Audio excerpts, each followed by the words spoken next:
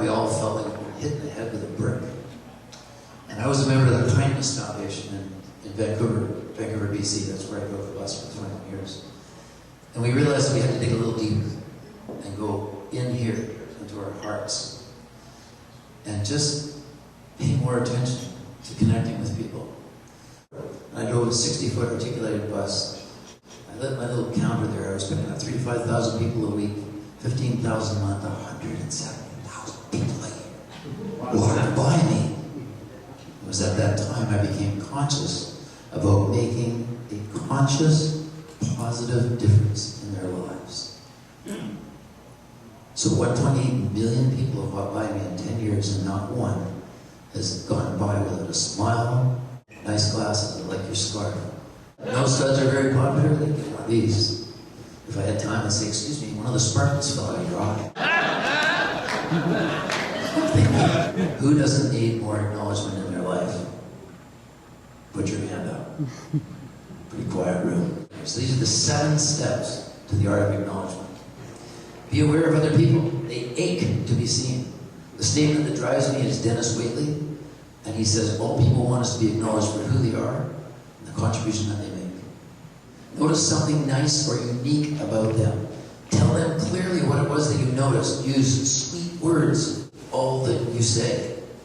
Have no expectations about how your words are received. Be playful, but respectful. And the most important one, smile inwardly and silently acknowledge yourself for having made a positive difference in sending another ripple of kindness out into the world. A friend of mine bought a book.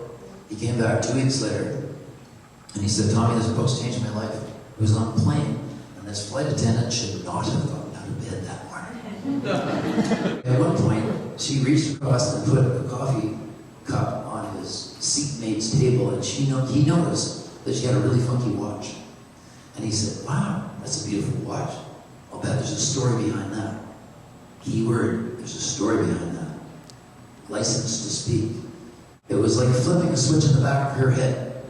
She said, oh, well, thank you so much.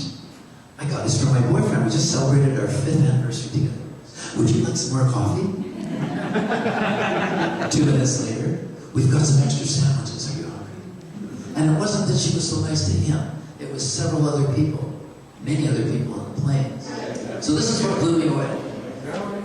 Endorphins are released in the giver of the kind act.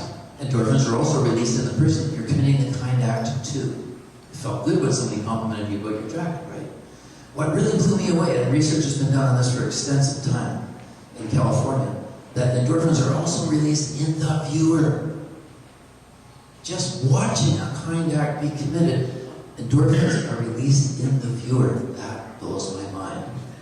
So this is what it looks like, and this is the state that reminds me, puts that whole thing together, is that the fragrance of the rose lingers on the hand of the giver. Powerful statement. What was I doing? Like a candle, lighting another candle loses nothing, and the whole world is a lot brighter.